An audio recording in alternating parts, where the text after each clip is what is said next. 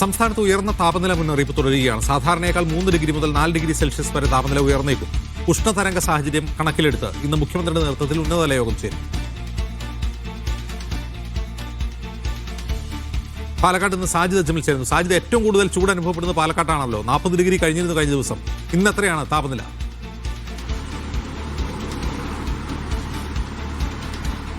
ഇന്നത്തെ സാധാരണ ഗതിയിൽ 11 മണിക്കാണ് അതിന്റെ കണക്കാക്കുക.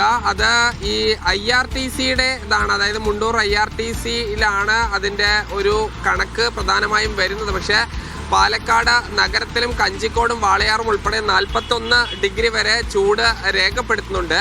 മുണ്ടൂർ IRTC എന്ന് പറയുന്നത് ഒരു ഹരിത ക്യാമ്പസ് ആണ്. സ്വാഭാവികമായും അവിടെ നേരിയ കുറവുണ്ട്. 39 ഡിഗ്രിയാണ് മുണ്ടൂർ IRTCയിൽ ഇന്നലെ വൈകുന്നേരവും രേഖപ്പെടുത്തിയത്. കടുത്ത ചൂട് തുടരുന്നു. ഇതിനോടൊപ്പം തന്നെ ഉഷ്ണതരംഗം ഉണ്ടാകും എന്ന ഒരു മുന്നറിയിപ്പ് കൂടിയുണ്ട്. ഇന്നലെ തൃത്താലയിൽ ഒരാൾക്ക് സൂര്യാതാപം ഏൽക്കുകയും ചെയ്തിരുന്നു. ഈ കടുത്ത വെയിലിൽ നിന്ന് ഉള്ള പണികൾ, അതായത് 11 മുതൽ 3 മണി വരെ നേരിട്ട് വെയിൽ കൊള്ളുന്ന ജോലികളിൽ നിന്ന് മാറി നിൽക്കണം എന്ന ഒരു നിർദ്ദേശമാണ് നൽകുന്നത്. പലയിടത്തും കുടിവെള്ളക്ഷാമവും ഉണ്ട്. ഞാൻ ഷൊർണൂരിലാണ് നിൽക്കുന്നത്. ഈ ഷൊർണൂരിൽ ഈ റെയിൽവേ സ്റ്റേഷനിലേക്ക് ഉള്ള ആവശ്യമായ വെള്ളം കൊണ്ടുപോകുന്നതിനാണ് ഒരു വാഹനം ഇവിടെ എത്തിച്ചിട്ടുണ്ട്. ഇവിടെ ഉള്ള ഒരു കിണറിൽ നിന്ന് റെയിൽവേ സ്റ്റേഷനിലേക്ക് വെള്ളം കൊണ്ടുപോവുകയാണ് എന്നുള്ളതാണ് ആ വാഹനത്തിൽ ഉണ്ടായിരുന്ന വ്യക്തികൾ നേരത്തെ പറഞ്ഞത്. എന്തായാലും കടുത്ത കുടിവെള്ളക്ഷാമം, മഴ ഇനിയും ലഭിച്ചില്ലെങ്കിൽ തുടരാനുള്ളൊരു സാധ്യതയുണ്ട്. ഈ ഡാമുകളിലെ ജലനിരപ്പ് താഴുന്നു, അതോടൊപ്പം തന്നെ പുഴകളിലെ ജലനിരപ്പ് താഴുന്നു. ഈ രീതിയിലേക്ക് ഈ കടുത്ത കുടിവെള്ളക്ഷാമത്തിലേക്ക് പോകുന്നു. ഇതിനിടയിലാണ് അപ്രഖ്യാപിത ലോഡ് ഷെഡിങ് കൂടി ഉണ്ട്. അത് പ്രത്യേകിച്ച് രാത്രി കാലങ്ങളിലാണ്. ഉറങ്ങിക്കിടക്കുന്ന മനുഷ്യർ ചൂടുകൊണ്ട് എഴുന്നേൽക്കുന്ന ഒരു സാഹചര്യത്തിലേക്കാണ് കാര്യങ്ങൾ പോകുന്നത്. പാലക്കാടിനെ സംബന്ധിച്ച് ചൂട് കൂടാനുള്ള ഒരു പ്രധാനപ്പെട്ട കാരണം പാലക്കാട് ചുരം വഴി ഉള്ള തമിഴ്നാട്ടിൽ നിന്നുള്ള ഉഷ്ണക്കാറ്റ് കൂടി അതിൻ്റെ ഒരു പ്രധാന കാരണമാണ്. നിലവിൽ വിദ്യാഭ്യാസ സ്ഥാപനങ്ങൾ പൂർണ്ണമായും അടച്ചിടാനുള്ള ഒരു നിർദ്ദേശം നൽകിയിട്ടുണ്ട്. ഓൺലൈനായാണ് ക്ലാസുകൾ നടത്തുന്നത്. ഈ മെഡിക്കൽ കോളേജിനാണ് അതൊരു പ്രതിസന്ധിയായി വന്നിരിക്കുന്നത്. അത് എയർ കണ്ടീഷണൻ ക്ലാസ്സുകളാണെങ്കിൽ നടത്താമെന്നുള്ളൊരു നിർദ്ദേശമാണ് ജില്ലാ കളക്ടർ നൽകിയിരിക്കുന്നത്. മറ്റ് വിദ്യാഭ്യാസ സ്ഥാപനങ്ങൾ പലതും വേനലവധിയിൽ പൂട്ടിയിരിക്കുകയാണ്. അങ്ങനെ ഈ വേനൽ ക്ലാസ്, പ്രത്യേക ക്ലാസ്സുകളൊന്നും തന്നെ നടത്തരുത് എന്ന കർശന നിർദ്ദേശവും നൽകിയിട്ടുണ്ട്. അജിംസ്, ശരി. അക്ഷയ കൃഷ്ണൻ കൂടി ചേരുന്നു തിരുവനന്തപുരത്ത് നിന്ന്. അക്ഷയ, ദുരന്ത നിവാരണ അതോറിറ്റി എന്തൊക്കെ നടപടികളാണ് ഈ കടുത്ത ചൂടിനെ നേരിടാൻ എടുത്തിട്ടുള്ളത്?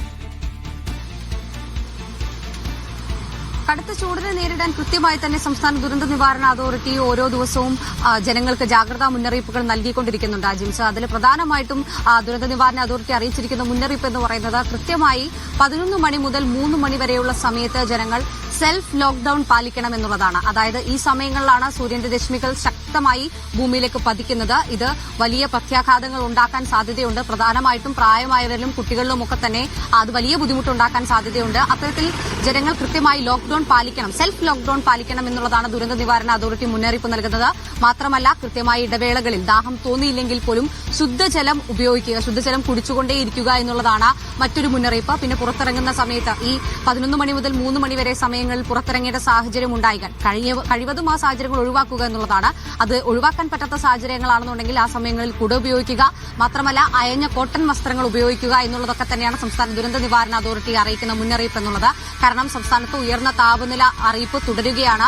12 ജില്ലകളിൽ യെല്ലോ അലർട്ടാണുള്ളത്. ഉഷ്ണതരംഗ സാധ്യതയില്ലെങ്കിൽ പോലും ഇന്ന് 11 മണിക്ക് എന്തായാലും മുഖ്യമന്ത്രിയുടെ നേതൃത്വത്തിൽ സംസ്ഥാനത്തെ സാഹചര്യം വിലയിരുത്തുന്നതിന് വേണ്ടിയിട്ട് ഒരു ഉന്നതതല യോഗം വിളിച്ചിട്ടുണ്ട്. അത് ഓൺലൈനായിട്ടാണ് ചേരുക. ബന്ധപ്പെട്ട മന്ത്രിമാരും അതുപോലെ തന്നെ ചീഫ് സെക്രട്ടറിയും ഈ ഒരു യോഗത്തിൽ പങ്കെടുക്കുന്നുണ്ട്. ആ യോഗത്തിൽ കാര്യങ്ങളൊക്കെ തന്നെ വിലയിരുത്തുന്നതായിരിക്കും. മാത്രമല്ല, ഈ ഒരു സമയത്ത് ഒരിക്കലും പുറത്തേക്ക് ഇറങ്ങരുത്, കഴിയുന്നതും സെൽഫ് ലോക്ക്ഡൌൺ പാലിക്കണം എന്നുള്ളതാണ് സംസ്ഥാന ദുരന്ത നിവാരണ അതോറിറ്റി അറിയിക്കുന്നത്.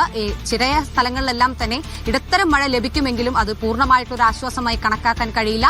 കൃത്യമായി ജാഗ്രത പാലിക്കണം എന്നുള്ളതാണ് അറിയിപ്പ് ലഭിച്ചിട്ടുള്ളത്. അജീഷ്.